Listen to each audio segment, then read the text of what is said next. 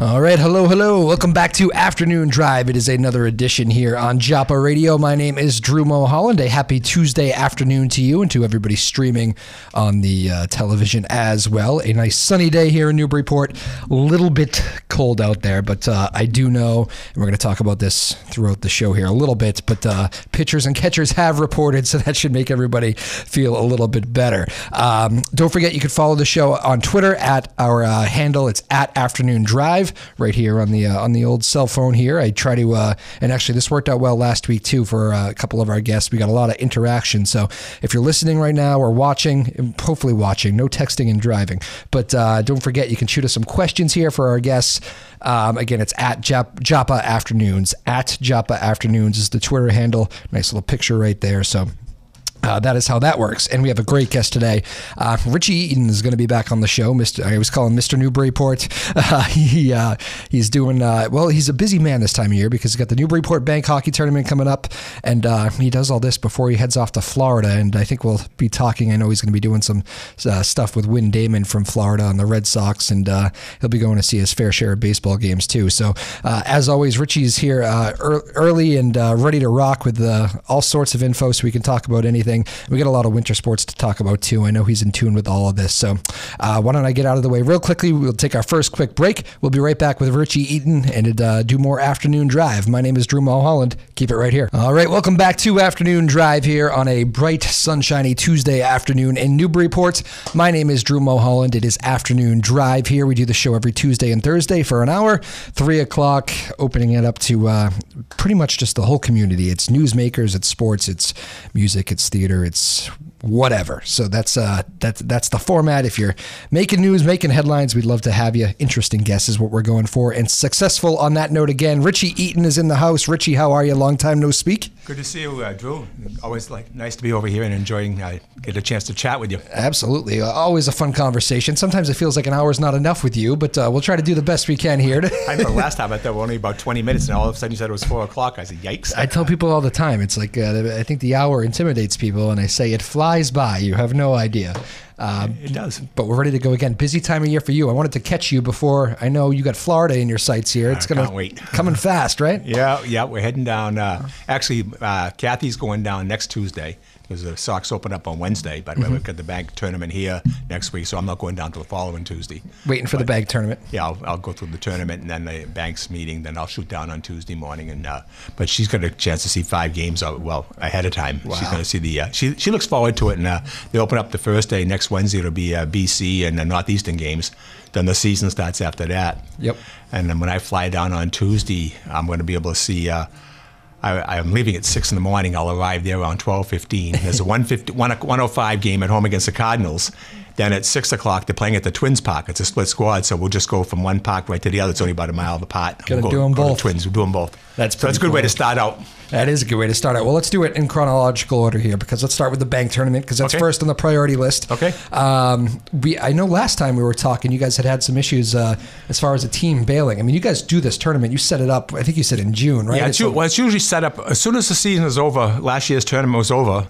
We basically asked the teams if they want to come back, and they agreed to come back. And if they couldn't, Kyle would get on the phone and make some changes to get someone involved. Right. So this year we thought we were all set. The schedule was released. Kyle Hudson, we said. Kyle Hudson, the athletic director. Right. And so we got Kyle got a call from the Lynn coach saying we were scheduled to play Essex Tech in the tourney, but I noticed that according to their schedule, they're playing somebody else that same day. And so Kyle got on the phone and spoke to them, and there was a mix-up there. They'd forgotten about it, so we had to scramble around to try to get somebody to replace them. Right. Well, at that time of the year, with the schools just getting ready to start, the schedules are all made up. It's hard to find somebody who has 2 openings. So it looks like right now there's going to be 2 different teams playing that extra game. And we got Longmeadow is going to play in the first game against Lynn.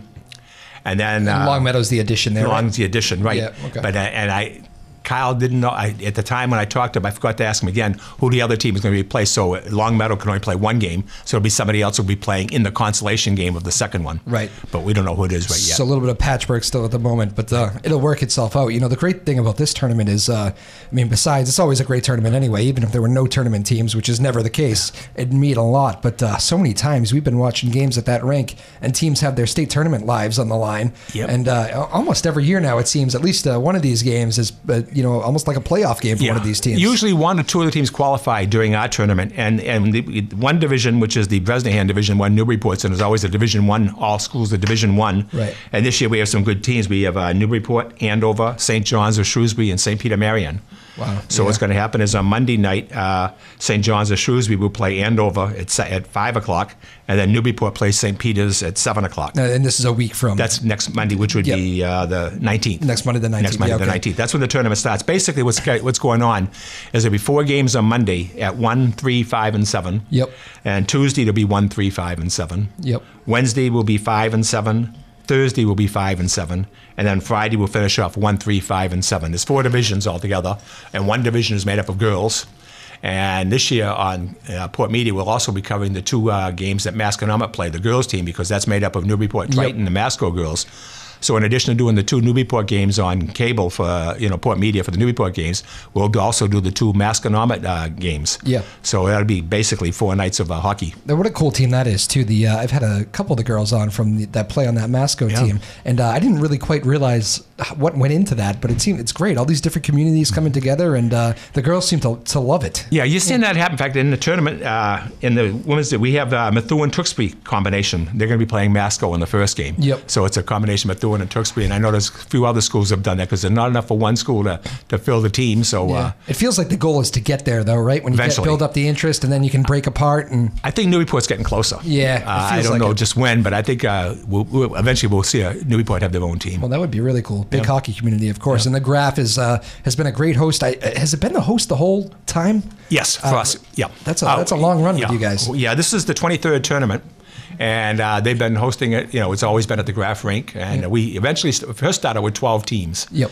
And then we added the girls division about 4 or 5 years ago to expand it to 16. It's one of the, I remember you telling me this too, but it's a great way to tune up too for the state tournament, which I believe you always tell me was the initial idea. That was the original intent. It all started out back in, I think 96 was the first year we had the tournament. And that spring I was watching Newburyport play baseball against Lawrence. And I was standing with Spike Sprague, who was the hockey coach at the time, and Dave Kanan, the AD. And I said, "You're thinking about putting a tournament together, and it'd be a nice tune-up for the tournament to get everybody playing, get that week off for vacation, and it'd be nice to have some games played." And they wondered if I knew if anybody might be interested in sponsoring. So I went to the bank and spoke to the board, and immediately said yes, and we've been doing it ever since. Unbelievable, huh? Yeah, just like great. I love it. My original thought was maybe it'd be nice to have a mini bean pot. Yeah. And it's ironic how it worked out. What they did is when we first started out, each kid would get a jersey. So the first year, and I'm not sure if it was Amesbury and then Triton, or Triton and then Amesbury, whatever it was, if we had blue jerseys, Triton won the tournament. We went to red jerseys, Newburyport won the tournament. The third year, we went to maroon, and the Clippers won the tournament. So the fourth year was Pentucket's turn, wear the green, and Pentucket was leading Newburyport after 2 periods. I said to, by then, John Delanus was the AD. I said, "John, if Pentucket wins, we'll go maroon from now on, because whoever the color of jersey we gave out is the one that won the tournament." But as it was, Newburyport ended up winning that tournament. But eventually that broke up. Those 4 teams, Newburyport and Triton became too strong. Yeah. And as a result, the other 2 teams went there to a different bracket. And then when Newburyport and Triton went Division 1, although Triton has dropped back down to Division 2 now, and the teams want to play all Division 1 teams, so that's what's happened there. Yeah. It's been interesting. Absolutely. It's such a great tournament. It's funny, you talk to people outside of even this area, which I have been lucky enough to get the chance to go to some of these rinks over the years, and you mentioned that tournament, and now it's kind of like statewide known as one of the big end-of-the-year tournaments, which is a really cool thing. Yes, and there are some teams that are looking to get in, but you got to try to match it up right, with Division 1 or Division 1 teams, but there are some teams wanting to get in, and unfortunately by the time we had the opening, it was too late because everybody booked their schedules by then. But we'll start right as soon as the season's over. We again confirm with the teams that are there and try to go from there. But we already have a couple of teams in mind that are interested if there's an opening. So, are you already thinking next year now too? Is that something that's already in the works? I always think about it. The idea is who's going to play if whatever happens. Yep. What happens sometimes if a team drops out? It's usually because of a change in coaches or a change in ADs, and maybe the AD didn't realize they're committed to that tournament. Because we had Canton the first 10 or 12 years used to come down, and there's 2 road games, and that's a good haul for them to come down. They love the tournament. Yep. Now you see Newburyport and Canton playing every year against each other. Yeah. But they used to be in the tournament. But then they had a switch in coaches, and they just changed go to something different. So, but we've had some real sharp teams in there. Absolutely. It's great hockey for anybody that just wants to take in a day maybe, or pick a day, pick the games you want to see. You can see a lot of good games in a real short period of time. Yeah, I enjoy the week being out there. I go to all the games, and it gets a little cold out there. You pretty much see every one, right? Yeah, I've probably missed maybe, over the 23 years, I might have missed maybe 10 games altogether. Unbelievable. The whole tournament. Yeah, but it's enjoyable. Yeah, that's incredible. Especially for somebody can't even stand up on ice skates. Well, it is a great tournament, and we have really a lot to talk about because it's been a pretty exciting hockey year season so far. I guess we might as well start with Coach Paul Yameen in Newburyport, and again, I'm joined by Richie Eaton here as try to keep saying that. Sometimes we get carried away and start just running away with these conversations. But Coach Paul Yameen and the Newburyport Clippers, what a bounce back year, my goodness. They've had a real good year. Their record right now, 10 wins, 2 losses, and 5 ties. And the 2 losses came, one against Franklin, and that's a game when Franklin scored 2 goals in the last 65 seconds to beat them 4-3. Yep. And then they lost 5-0 to St. John's Prep this past Saturday. 2 teams that have very recent Super 8 history. Yep. And so I mean, those are tough, good, no such thing as a good loss really, but you know what I mean. Well, we played St. Mary's of Lynn. I say we, but I feel part of it when I'm doing the games. But St. Mary's Lynn was last year's Division I champion. Yep. Newburyport beat them and tied them in the 2 games they played this year. On the road, right? One was home and one was on the road. They beat them on the road and tied them here. Beat them on the road, yeah. Because I remember saying, well, that doesn't get much better than that for a road win. My goodness. But they've had a tough schedule, and they play. And Paul has always looked at that. All their non-league games are pretty much Division I games, right? And they play in the Cape Ann League for the rest of the games. So it's been an exciting season for the Clippers. They got 3 games next week. They play Amesbury tomorrow. Newburyport has already clinched first place, so they're the champions nice and early in the hockey team. So they play Amesbury Wednesday, and then they finish up with Masco next Wednesday, which is a makeup from last week's game that got postponed, and then the 2 tournament games. So you get the red hot Newburyport going, and then I mean that team is really the one thing that jumped out at me. And we were talking off the air beforehand. I got a chance to do the Newburyport Triton game here for the station, which was just an unbelievable energy in that building. But I hadn't really seen these kids play since last year. A lot of them, the growth that some of these kids have made has been unbelievable. The Learys of the world, even the veterans too, just took it to another level that you didn't know they had. The Babcocks, the Donlins, all these guys. They've got some young kids that look good out there. Grassy Hog, and the third line freshman. Richmond looks good. Yes, Richmond, and Marshall, one of the backup goalie there, Jackson Marshall's look good. He get in. I saw him one game. He played 30 minutes. Played a half of a period, 7.5 minutes. Yeah. But he looked good. He won't be seeing much time with the starter in there. No, with Hodge. Hodge has done a great job this year too. Yeah. He's kept him in some games. He's just a good goalie, and he does a good job. But even talking with that kid, you've had a chance to talk with Kenny Hodge a bit. Great kid, super. And really even kid. He feels like exactly what I would like in a goaltender. Like he's not going to start freaking out if he gives up a couple quick ones. Level-headed. And he always goes out of his way to say hi to me wherever I'm going. He always comes over and says hi to me. And I noticed the same thing. I appreciate that. And of course, we had a chance to work with his sister Ashley and doing some games. Yeah, that's right. I still converse back and forth with Ashley while she's at school. And Clemson, right? Yeah, she's at Clemson. Yep. Yeah, talk about being at a good school with all the football teams they've had lately. Yeah, it's an exciting time to go there. Yeah, but so we had hoped we'd get together this Christmas break, but she was tied up, couldn't do any games with us. But she still got another year at Clemson, so maybe this winter we'll get back and do some games with her. But nice family. The parents are great people, and it's just nice to have the nice. It doesn't go to his head. He's just a level-headed, and he's been a good leader for the team. I was just waiting for him to have a breakout year like this, and not surprised it came, but happy to see that it came. Yeah, no, it's good. It's good for him, good for the team. I don't know what his plans are for next year. I haven't really talked to him about that yet, but I'm sure whatever it is, he'll do the right decision. Absolutely. What's the rest of the Cape Ann League looking like for tourney hopes here? I know you got Linfield is a good team. Basically, they just lost their last game Saturday, which gave the title to Newburyport. Linfield had to win their last 4 games outright to have a chance. Yeah. So they look strong. Masco's pretty decent. So they're the 3 teams that the stronger teams in the division. Coach Sheehan and Triton going to be able to make a run here? They're about 2 games behind on so they've got 4 games left. They're going to do well in the tournament. Yeah. Because they're in a different division now because they've dropped down Division 2, but they're in a team against Masco, Havel, and Amesbury.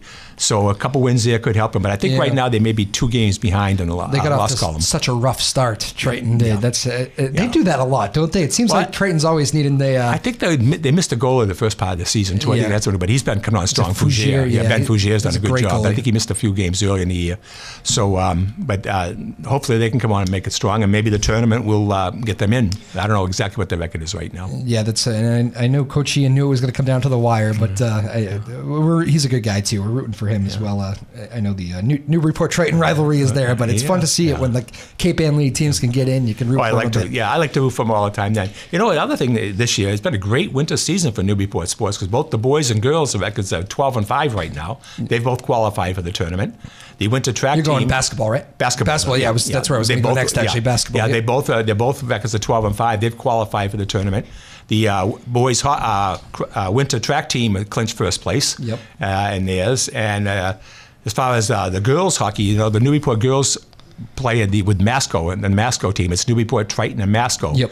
And they won their league as well. And the Masco girls will be playing in the tournament. We're also going to cover their 2 games on PortMedia. Cool. So we'll be able to do those games as well and see them play. But they're playing against the first game. They open up against Methuen-Tewksbury, and that's on Tuesday. Then they go to their finals on Thursday. So excellent. There'll be a lot of hockey next week with PortMedia. We'll be doing 4 games, 4 nights, 1 game each night. Absolutely. So both the boys' games. So it's been a good winter season for I'd say look at the 2 basketball teams have qualified, the hockey teams qualified, the winter track team won their division, and the girls, who, as we mentioned, Newburyport girls are part of that team. They won, so it's exciting. Kyle Hodgson must be a happy man over there at Newburyport. Yeah, happy but busy. Happy, yes. A lot of scheduling to be done. Absolutely, and he does a lot. I know you always go out of your way to give him a lot of credit on the Newburyport Bank tournament. That's a lot of work done there by the Newburyport AD, isn't it? He sure does a lot of it. He does 99.9% of it. To be truthful with you, he does a lot of that, and I'm just there to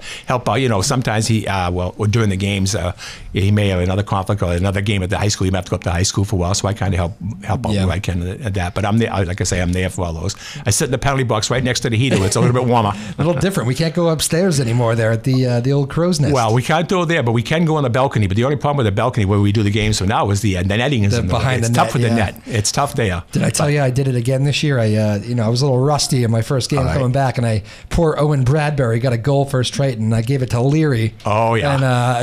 And I'm just glad Owen wasn't listening because it's tough because you can't. The acoustics where you were up on the balcony, especially, you can't hear the announcements. Yeah. And especially if the action started, you're following the play-by-play. You're trying to hear the announcement, try to do the play-by-play. Yeah. And it's tough. So that's the hard part about trying to identify, especially if the goal is on the opposite end of the ice. Yeah. And that's where it was. Yeah. But I don't know if you ran into this. I did it 3 different times this year. The puck would bounce off the back and go in the back of the net. And I yell, goal. Then I realized it's in the back of the net. It hadn't gone in the front of the net. You just see the net swing. You think it's a goal. I catch myself, and it's embarrassing then. No, I think people understand that. Well, the Owen thing is funny because when Gary and I were doing the games, I did the same thing. I guess it was last year. Yeah. First goal, the kid scores, and I called it to somebody else. So I think you might have corrected me on that one. You said they actually gave it to. Yeah. Well, the only reason at that time, in fact, I got to go with Matt Lang, who does the scoring. He was texting me last year, and we got to get together about that because if he texts me the numbers, at least I can get it, and that's how I passed it on to you. And but I've done that. I hold my breath. I look at the paper the next day and see if it was right. And one of them I saw one. I called the winning one. I called one thing in the paper, had a different one. I said, I really screwed that up. So I figured maybe we'll go back and try to do a voiceover. Next day there was a correction in the paper. They corrected it and switched it to one I had. So Larry got the goal, and I'd have to do anything with it. Well, that would happen a lot. I would see the official goal scoring, and I go, that is not right. I got a real good look at that one. That one was not right. When I give my recast, I always say the unofficial scoring went this way.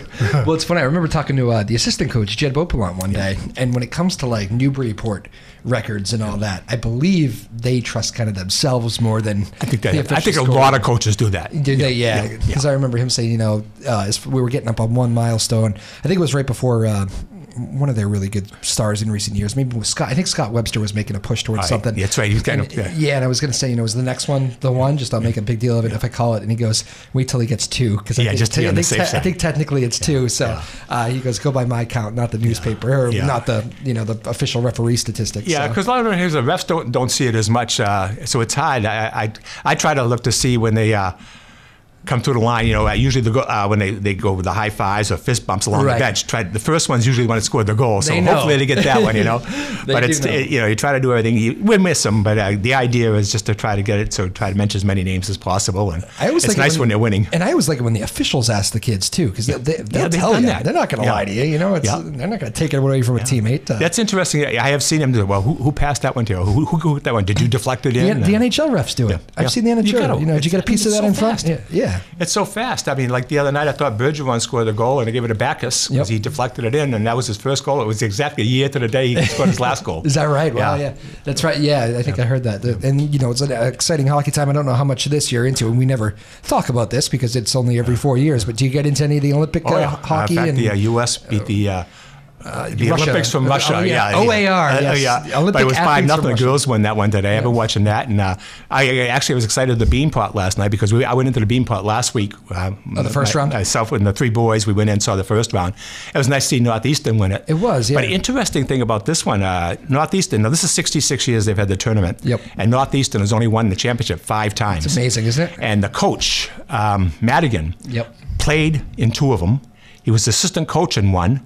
And now he's the coach in the other one. So out of the 5 they've won, he's been involved with 4 of them. And the last one was 1986. So he's been around a long time with that program. Yeah. Off and end. He's been in 4 out of 5. What a great thing that is, yeah. But 4 out of 5. I remember back in '86 when they won because Bruce Racine was the goalie. And he was fantastic. I remember watching that particular part of it because I enjoyed watching the bean pot.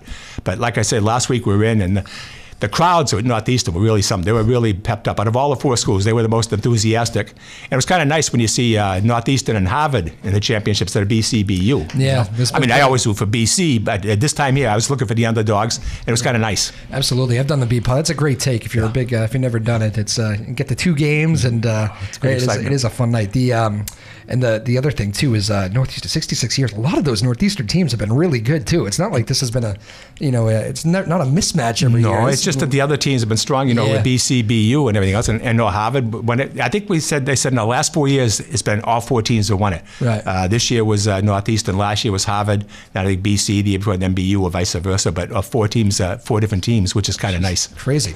Absolutely. Well, a lot of hockey talk there. Richie Eaton, when we get back, maybe we'll dip a little bit more into that. But I also want to talk about Red Sox spring training too, because pitchers and catchers are there. Yeah, made me feel all good and ready for spring today. And then I walked out without a jacket, and so I need a jacket. That always makes you feel better, doesn't it? It certainly does. But we'll do a little bit of that, and we'll talk about all sorts of stuff when we get back. It's Richie Eaton, our guest here today. It is another afternoon drive. Again, we do this every Tuesday and Thursday from 3 to 4. One thing I forgot to mention here on this show so far, our producer of the day here is Lily Dissette. Lily, give a nice little wave there. She is doing a great job in the back, working the cameras and all that stuff. So Lily Dissette, our producer of the day, a sophomore at Newburyport. So good to have her on board. And I'm hearing that we have the PortMedia live stream up for those of you that are in your car and are about to get out or whatever. If you want to watch us on the YouTube channel and all that, looks like that is finally working on a consistent basis. So that's good. We're cooking here. Afternoon drive. My name is Drew Moholland. Keep it here. Much more with Richie Eaton when we get back. All right, welcome on back to Afternoon Drive here on WJOP Radio. My name is Drew Moholland. It is a nice sunny afternoon here on a Tuesday, middle of February, spring right around the corner. I'm not going to promise that, but at least I'll be hopeful about it. Our guest here today is Richie Eaton. Richie is, I'm grabbing him at a good time. I actually looked at my calendar today. I said middle of February. This is literally what I did this morning. I was at work.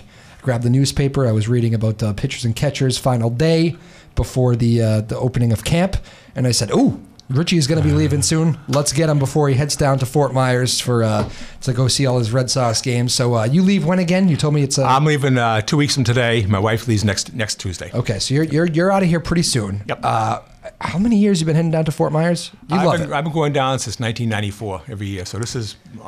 Quite a few years. Unbelievable. Obviously. And every time you talk about it, you just start smiling, which I think anybody would dealing with this cold weather. Well, the weather is nice, but just to enjoy the baseball. It's a relaxed atmosphere with spring training and everything else. And plus, you get to know a lot of the people, the regular ushers that work there. We're looking forward to seeing the ushers that we know down there. And nice some of the season ballpark. Ticket holders are there. The nice ballpark, comfortable. And our seats are good. I guess we're going to have a screen in front of us this year because the seats I have right behind the visitors' dugout. If you look at the Red Sox ballpark, they're the first base side, the visitors. You go up the aisle, the dugout's there, and I'm in the second row, just to the left of the aisle, so I could see everything right there. But the screen has been extended now, so there will be a screen there. And I'm kind of glad, because sometimes you end up talking, you don't see what's going on. Yeah. And people are going to be getting hurt with those line drives and broken bats. I don't think I realized that. I knew they were doing it at Fenway, but I don't think I realized they were extending it at spring training too. They're doing it at spring training also. Yep. Interesting. Yep. I have mixed feelings about it, because I've always said that I don't want too many changes to that ballpark. I'm very traditionalist. I didn't like when they first extended the screening, but then I went to a few games and I said, all right, it's not really impacting my watching. Well, the other tickets I had before I had these two were right behind home plate and were behind the screen. And after the third game, you didn't even notice the screen. It's different than the hockey games we do at the rink, because they're bigger holes. These are a little smaller,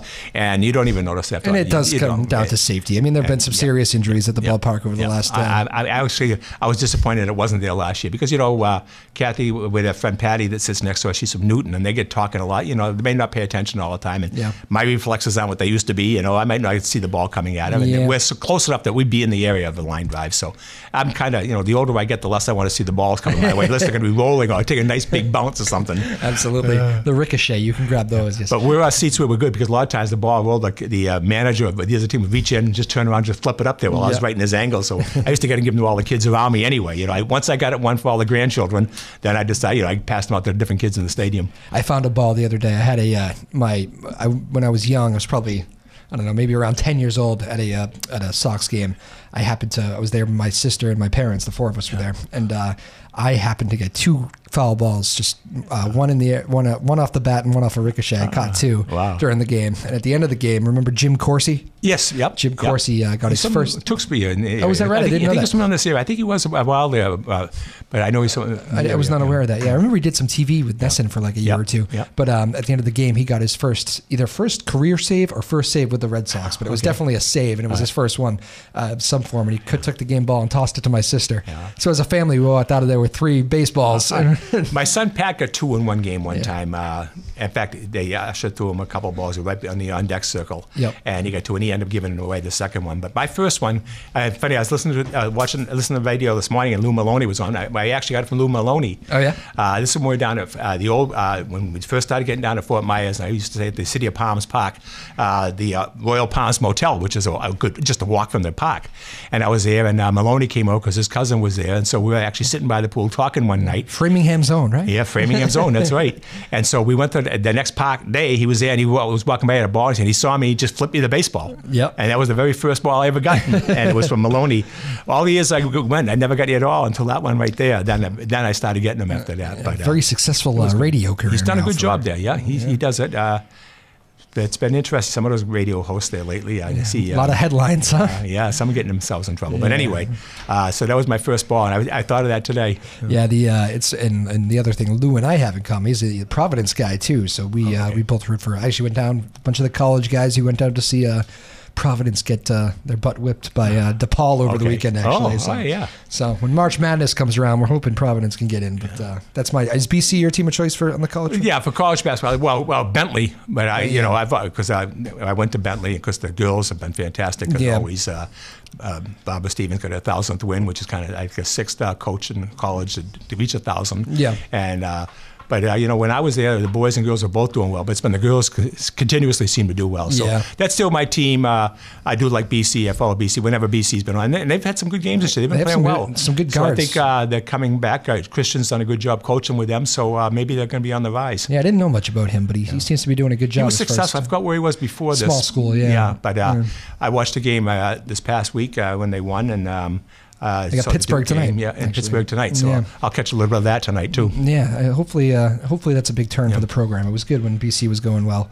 Good place to watch basketball, Chestnut Hill, actually. Yeah, I've been there a few times. I remember the first time I went was BC and Notre Dame basketball. I went and saw that one, and Doug Flutie was there. My younger son got Flutie's autograph. Oh, yeah. And that's when Flutie was still a senior, so it was quite a few years ago. That was a long time ago. So we've been there, but it was BC and Notre Dame, so we went to that game, and like I say, Pat got his autograph. I would love to see them get some bigger crowds, though. That's a quiet building, isn't it? You look at the stadium, and you see it, and you see the crowd, empty seats, and it's like, boy, all these other schools pack the place. I don't know what it is. A lot of empty seats. I don't know if it's because, I know they take a lot of For a long time there, I always felt like if that was UMass in the city, like it would draw a lot better. Just being, I don't know, public school, but it does seem like maybe they are getting tougher as far as accepting kids from in-state. And I always thought maybe that plays a role. Maybe it not. Could be people from all across the country. And the other thing is too, they hadn't been winning for a while, and some people like to follow winners. That's true. But hopefully they can start getting attendance. So even in football, sometimes you don't even see them sell. You see a lot of empty seats. Yeah, but it's too bad. It is too bad. But hopefully they'll turn both of those programs around. Football seems to be going in the right direction too. Hockey's always been right up there. Hockey has never. The girls' hockey team has done well too for BC. Yep. Of course, now a lot of teams got their players playing in the Olympics. Yeah, isn't that a cool story? Oh, you want to hear a fun fact from Olympics? So I got the captain of the women's team who won today, Megan Duggan. Megan, she's from Danvers. From Danvers, yep. And the one of the leaders on the men's team is Chris Bork, of course, the son of Ray. Ray's son, yeah. Both on my Little League team. Wow. How about that? Yeah, very good. Congratulations. Megan was our congratulations. I was the disappointment of the group. I didn't end up in the Olympics, but yeah, Megan was our catcher. Yeah. And Chris played mostly second base and a pretty good pitcher. And I think when I was 11, we won the White Sox. All right. We won the Little League. So yeah, I'm looking at it the other day and I was telling people, I was like, yeah, no, I actually kind of grew up with both of them. I played Little League with both of them for 4 years, or 3 or 4 years. And it's very funny, now to see them both on national TV playing in the Olympics. Well, I saw when they went to the skills competition, the NHL hockey skills competition. Megan was there showing the demonstrations of how they had to do the different shots, so she got a little exposure there as well, which is kind of nice. I know. Yeah. She was always a great athlete. It was. It was obvious that she was going to be good at something. We used to have this thing in Danvers called the Touchdown Club. It was just a group that the parents would be involved in, supporting the high school athletics. And my dad would for a while get the guests to bring in, and it was because of his job to book the guests. And I want to say her name was Gretchen Wilson. I don't know if that rings a bell for you, but captain of one of the Olympic teams, like more than a decade ago. I was very young, and I remember Megan. We were at the same table.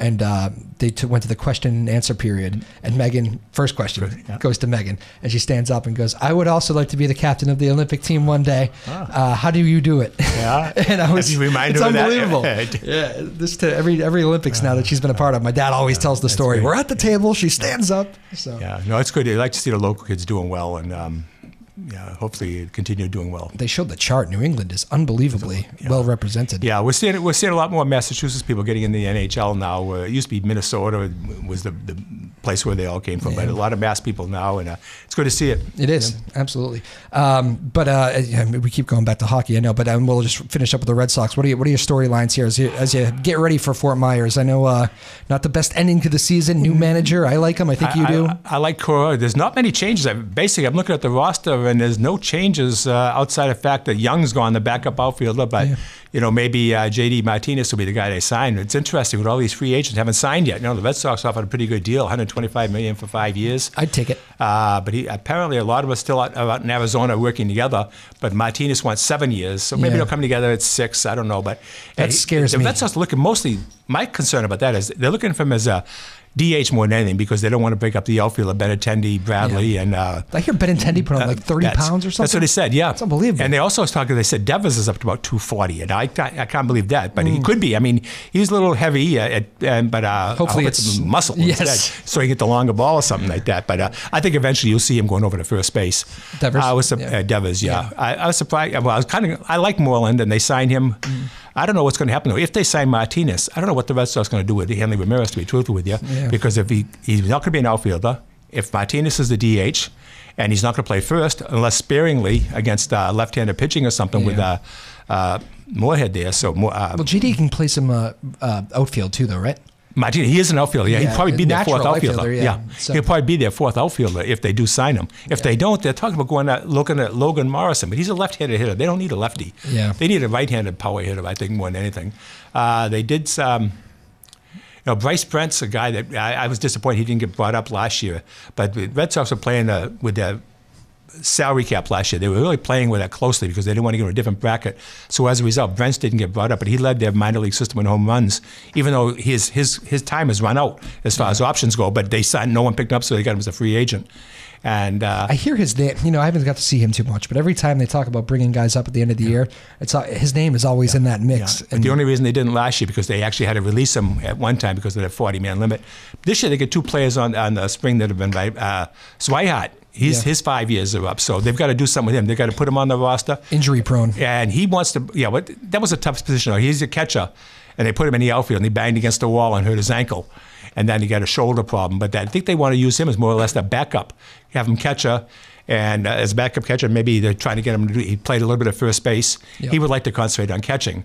And the other guy is Brian Johnson, the pitcher, who, 2 years ago, you figured they're never going to get rid of him. Yep. But now he's got his 5 years up, and he's had arm problems and everything else. So I don't know what's going to happen with him either. Yeah. This is going to be the make or break year for him. So if he makes it, oh, well and good. If not, you may see him go. It'll be interesting. And of course, it all comes down to pitching in the end, right? And you need David Price to be David Price. And I think we're not the biggest fan. We haven't liked how he's handled himself here. No, he hasn't done a great job there. And unfortunately, I was listening to the radio this morning, and he was saying, well, he's been on the phone with Martinez, trying to talk to Martinez. Yeah. I don't know if that's good or bad. I don't know if he said stay away from Boston, Hopefully he said come on down. I know. But I think his Price can go out, play out his option at the end of this year. He's able to go.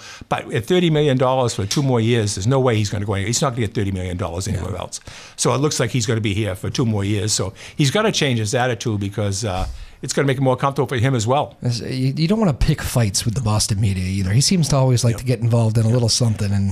So that's a disappointing part there. I think the Red Sox, I'm always optimistic anyway. Pedroia, because he's got the injury, he's played injured.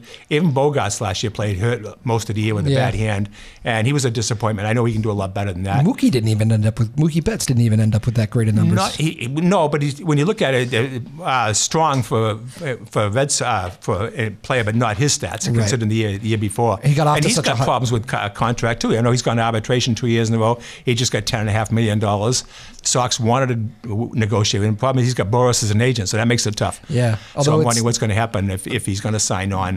The owners are being tough on Boras, though, not signing all these guys, Yeah, but that's the problem. You don't want to lose Mookie. Yeah. But so we'll see what happens. But he's going to make 10.5, which is a big step up from $950,000 he made last year. That's a big jump. Absolutely. And of course, Evil Empire doing a lot of work. Well, they've done a lot. Yeah, boy, I'll tell you, getting Stanton there. And they're going to be. It'll be an interesting to watch with Judge and Stanton. It'll be a fun team to watch. So we'll see what happens there. But the Red Sox, they won 93 games 2 years in a row. I think Cora may change the attitudes around a little bit. He's been very enthusiastic. I saw a nice article on Christian Vasquez. They talked about how the Red Sox and Cora went down to Puerto Rico. Yeah, that was nice. And his family, they've gone 160 days without power. They just got power yesterday. Yeah. Whenever the interview was on Sunday or yesterday. But 160 days without power. Crazy. But he really appreciated how much Cora went down there and got involved. And so far, Cora has been seen to making a pretty good impression on everybody. And, that can always add a few wins, too. Yeah, I loved that quote that he said, because that was a very nice gesture that he said, when I got hired here, one of the first things I asked was if we could make this trip back to my homeland and help these people out. And when that answer was yes, that was the thing. I mean, I'm ready for opening day. I'm ready for camp. But this was what I was really most excited about. A good thing. Another thing, too, the article in the Globe, I don't know if you saw that, about Dana Levangie. He's been the bullpen coach for probably 20, 25 years. Is he going to pitching coach? He's the pitching coach this year, But he's great with the catches, and he thought maybe this might be it for him. But Cora wanted him as the pitching coach. And so he's well respected.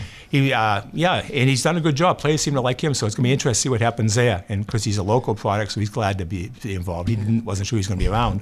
It's such a weird business, isn't it? The manager goes, and everybody else on the staff is kind of looking around, going, "Look what almost happened to the Patriots." I was going to try to avoid it, but how are you doing post Super Bowl hangover? Disappointed. At this point, I thought sure they're going to win. Especially when you score 33 points, you figure there's no way they're going to lose that game. But they just couldn't get away from third down and fourth down conversions. They couldn't tackle. The Butler thing's all weird. Yeah, that was. Even that, if they made the plays on third downs, they wouldn't have to worry about Butler. Yeah. But they just couldn't make the plays on third down. Of course, maybe if Butler was able to stop them a couple of times too. But it was a disappointment, no question about it. But, the fact that McDaniels is staying and now there's fire there, Lux says, that's good. Now I want to go out and beat them even more. Now Lux taking it personal, saying he doesn't want to be with me and everything else.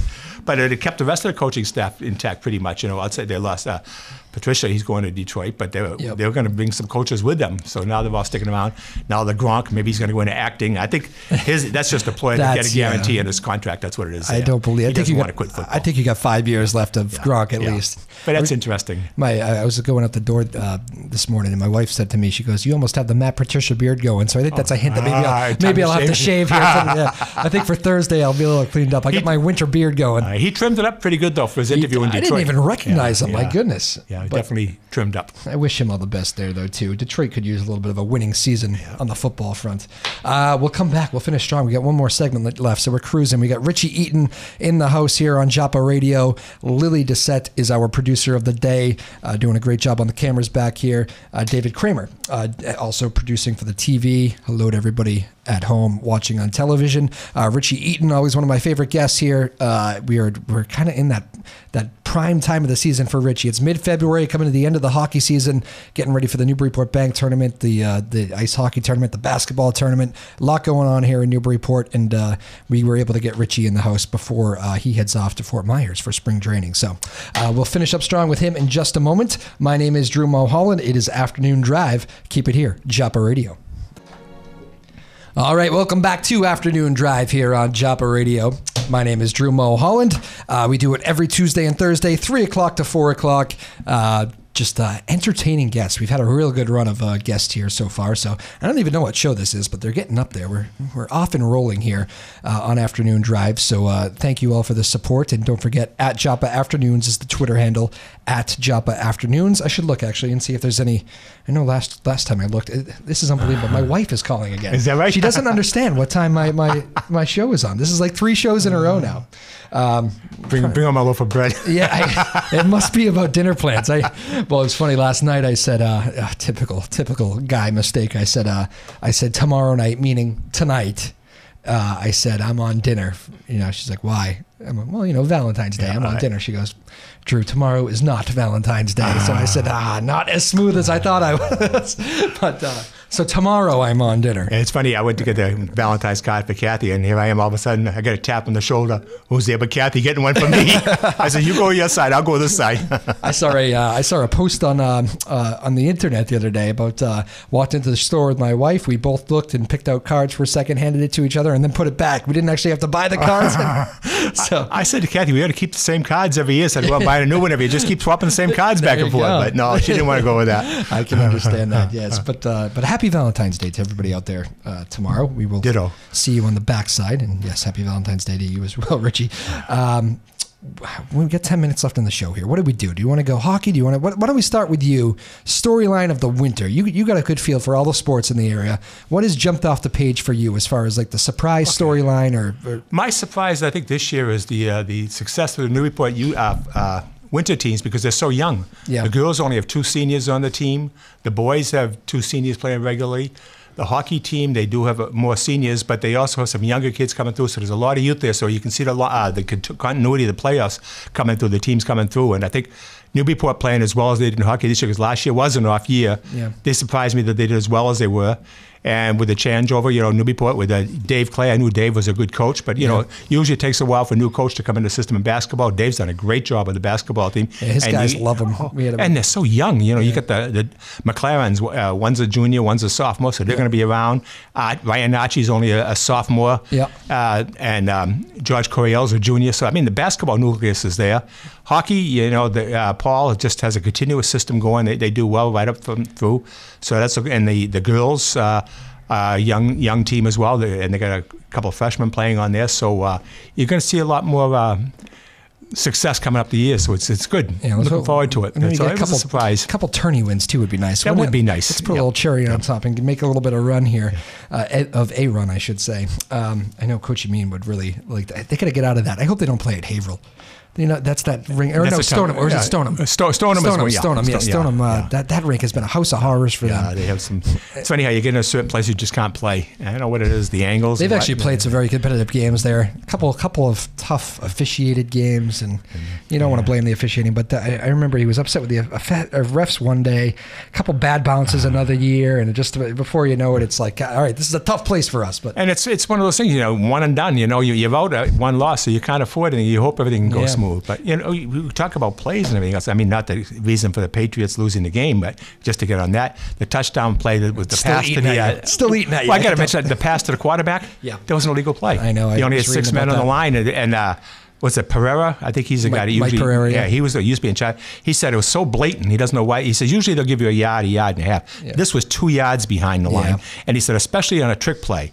So I mean, Patriots have got their breaks on calls before. So I mean, I can't cry over spilled milk and things, but it was interesting to see that play because that changed the whole complexion of the game. Because it would have been 4th and 6 then, and maybe they would have went for the field goal instead of the touchdown. Yeah, and it was a trick play. I am happy to hear them not harping about that as a team though too much, which there hasn't been much about it. Yeah, no. that's nice to hear. For all the crap that Patriots and Patriots fans take for getting all the breaks, and I don't think it's true actually. I mean, we've got some over the years, but certainly some have gone against us too. I think the one when way back against Oakland, when Sugar Bear Hamilton got rough in the passer one, it set the winning touchdown for Oakland. That started things going on. So the tuck rule, kind of nice revenge against Oakland. We got the tuck rule that started all the success for the Patriots. So, what goes around comes around. So eventually it evens out, But and they didn't that play, it was frustrating when you see that they got away with a touchdown that shouldn't have been. But, when they have the replay, sometimes Pittsburgh would say, well, that should have been a touchdown in their game against the Patriots. So it evens out in the long run.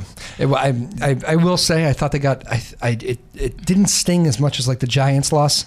Because I just thought I thought the better team did win. I agree. Philadelphia did outplay them. I thought they outcoached them. Yep. Peterson did a great job. Even with that, the Patriots still should have won the game. But I know. When you look back at this, people say, Brady's lost 3 games or something, 3 out of the last 4. But when you look at the games he lost, all 3 of those games, the 2 against the Giants, the 1 against the Eagles, he got a touchdown to put the Patriots ahead and with less than 2 minutes to go. Yeah. And then the other team came back and scored. Yeah. But it always reflects on the quarterback. The quarterback gets the kudos when they win, and when they lose, it's his fault. Tough to give Brady too much heat for putting up 30-something points and 500 yards. 506 yards, no interceptions. The team never punted. I've never understood that. It feels like there's a real, hatred's a strong word, so it's not that, but you know what I mean. It feels like there's a real dislike across the rest of the nation for Brady, and it seems more than just a winner. Yeah, but it's like that too. Maybe they're jealous because he's got a nice looking wife too. Yeah. But you look back, it was the Yankees, it was the Montreal Canadiens, Cowboys for a while. It seems like everybody's like trying to knock you like down. To see them, yeah. So I mean, you can't get upset with that. I always remember before the Patriots got in their first Super Bowl, I'm watching the Cowboys. I said, boy, why can't we play like that? Wouldn't it be nice to see the Patriots in the Super Bowl just once, not even there 10 times? It's just amazing. So I mean, there's a lot of things. I know you mentioned as far as sports. Like I say, the big thing in high school show to me was the fact that Newburyport is young in their teams and they're still doing successful, even with the changeover in coach and everything else. And the basketball's got a nice continuous program. Hockey, Paul's done a great job there. So it's a great to go to a game. It's especially when we're broadcasting them, to go and be able to see a game when they're winning. Yep. It's a lot more fun. It is. Well, I'm trying to. Would you believe it? I mean, I've spent all these winters with Coach Paul Yameen. I'm yet to have him on the show here. Yeah. They practice at 3:00 in the afternoon. So he's not one of those guys that tends to leave practice for any reason. No. I don't think it's happening anytime That's why soon. he's successful. Exactly. We'll see him in the off season, I guess. But yeah. So hopefully they make a good run here, and hopefully we get some Cape Anley action that makes some noise in the tournaments. I'd love to see it. I know you tend to watch the scores from your beach chair in Fort Myers. Is that the way it goes? I don't do much beach time. I've never been much for the beach. Me neither. Actually, I burn good old Irish me. I guess burns. But I've been going down to Fort Myers since 1994, and I haven't been to Fort Myers Beach yet. Really? And we got the place we have has a pool right there. I didn't even go to the pool last year. Wow. But I enjoy doing the games, and we hit the movie. Wynn used to tease me on the radio because doing our show, well, I've been to the movies yet, because we always do 1 or 2 days we do the movies. Yeah. I got to do that bit, But it's just a fun time, relaxing. Although we're doing a game almost every day. I do all the Red Sox home games and any games they play at the Twins. We do. Yep. Plus we have the St. Patrick's Day Parade. We always go to Naples for that. Yep. And the Saturday before that is the Newburyport Salisbury Amesbury reunion. Wow. We have up to about 200 people. The snowbirds go down from this area, so we get together for a party, and that's going to be March 10th this year. So we're looking forward to that as well. So cool. I try to get that. I don't get it all the time because sometimes it falls the same day as the parade. Right. So we kind of bounce back and forth on that. But we're doing that as well. So we're looking forward to it, getting down there, and can't wait. So we got just a final 60 seconds, Richie. We got the important dates. We got the bank tournament. The Newburyport Bank Tournament kicks off next Monday. First game is at? First game is 1, 3, 5, and 7 on Monday. All right, so 1 o'clock. Newburyport will be playing in the 7 o'clock game. Okay. And on Tuesday, you got Havel and Triton are playing at 5. And Amesbury plays at 7, so you get the local teams there. Wednesday is the girls division. No, that's not. That's the collision. That's not the girls one. The girls are playing on Thursday, as well as the first game's on Tuesday. Yeah, so 1 and 3 on Tuesday the girls play. Big week of hockey. Yeah. Get out there if you can. It's a great tournament to come see. Come say hello to Richie. Although I don't know, you open to that? I'm in the penalty. I'll be in the penalty box area right next to the score for all the games except the 4 games we televise. PortMedia. I'll be up in the balcony doing them. Come say a quick hello. You're a busy man. Hey, it's a lot of fun, though. We appreciate you coming in and saying hello to us, too. Enjoy your trip at Fort Myers. I know we'll hear you with Win a little bit, I think you were saying. Yeah, we're going to start the 28th of February, probably around 7, right after 7:30 news. We'll go right through April 2nd. Spring training reports? Spring training reports, Monday through Friday. Say hello to my buddy Johnny Miller down there. Great guy. He is. I look forward to seeing Johnny. Have a great rest of the winter and spring, and we'll talk to you soon. Richie Eaton. Sounds great, Drew. Thanks for having me on. Always a pleasure. That's going to do it, folks, for another afternoon drive. It's funny that this is one of those shows with Richie where it's really a full hour for me because we talk the whole time off the air, too. So it's always a fun one to have Richie Eaton on board. And thank you all so much for tuning in. We will see you here next Thursday. Have another great guest. Already got them lined up, but I'm going to keep you surprised. So we'll tune in Thursday. That's how you're going to have to find out. Big thanks to Lily Doucette, producer of the day, sophomore over at Newburyport, David Kramer on the TV side. Thank you all for tuning in. We will see you on Thursday, 3 o'clock, right back here, same time, same place, afternoon drive. My name's Drew Moholland, WJOP Radio.